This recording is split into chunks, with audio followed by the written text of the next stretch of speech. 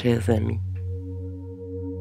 Dans la période que nous traversons, nous avons besoin de trouver ou de retrouver une qualité fondamentale dans la relation avec nous-mêmes, celle d'un légitime amour envers l'être en devenir que nous sommes. Beaucoup s'interrogent sur la nécessité de s'aimer soi-même, n'en voyant pas la nécessité ou y trouvant du narcissisme, confondant en cela l'idée d'un amour égotique tourné vers la satisfaction des désirs avec celle d'un amour courtois, respectueux et honnête, tendu vers un absolu, un amour vécu dans la transcendance et la certitude de notre grandeur à venir.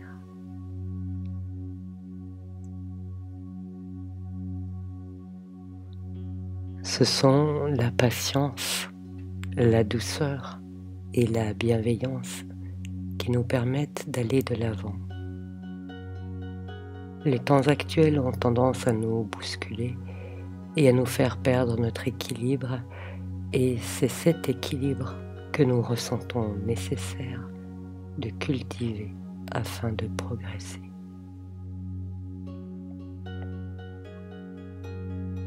Nul ne peut avancer sur son chemin s'il n'a pour viatique une poignée d'encouragement, une réserve d'estime de soi et une source intarissable d'amour sincère envers lui-même.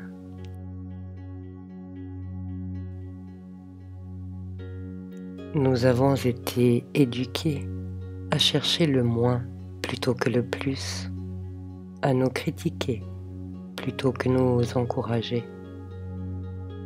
Nous manquons alors certainement à l'un de nos premiers devoirs qui est de nous considérer avec estime, équilibre et justesse.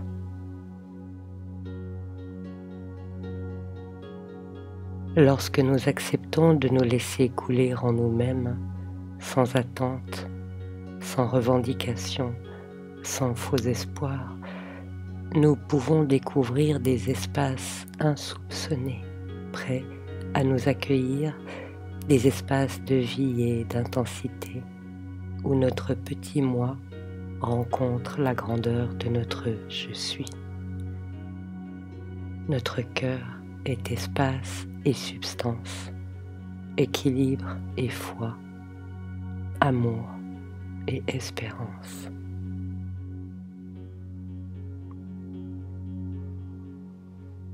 Lorsque nous pensons à un être cher, que nous avons envie de le rejoindre, nous habillons notre cœur de couleurs lumineuses, nous parons notre volonté de confiance et nous ressentons l'élan qui nous pousse vers l'aimer.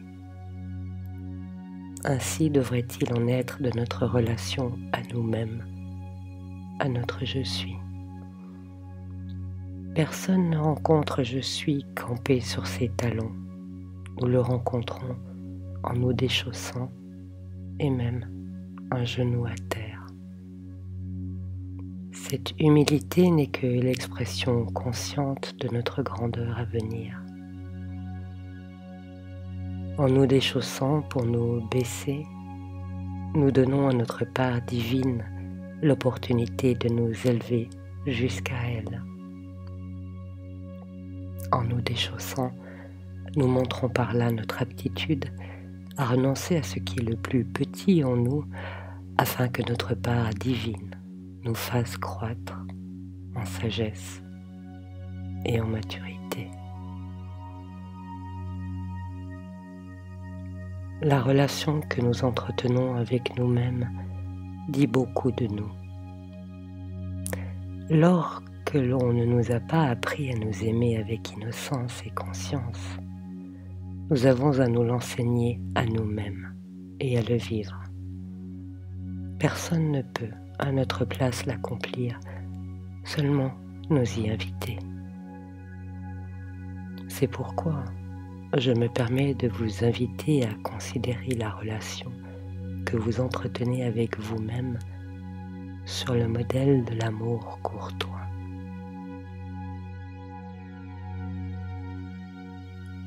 Les troubadours d'autrefois, qui en chantaient les louanges, initiés à l'amour spirituel, encourageaient chacun à ressentir en lui cet élan du cœur pour la grandeur de l'amour.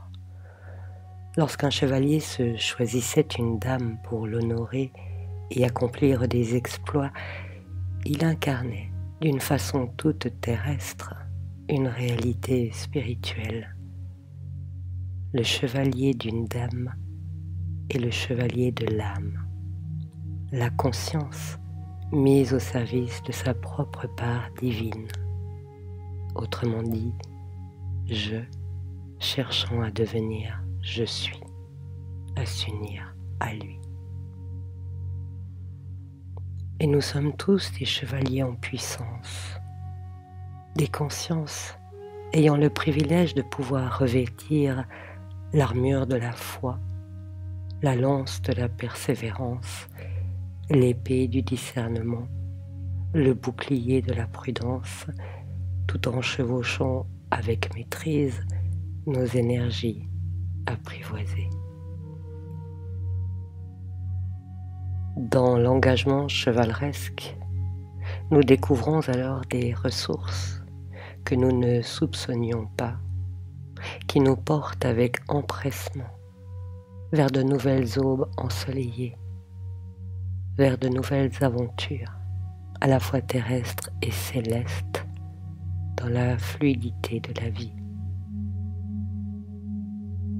Ainsi, nous faisons vivre et revivre l'amour courtois dans le service à notre part la plus divine, ayant à cœur l'enthousiasme qui nous porte toujours plus loin, toujours plus haut, dans la patience du chemin arpenté avec confiance et sérénité. Nous nous souvenons que nous sommes de toute éternité et que l'amour est le vêtement de notre je suis.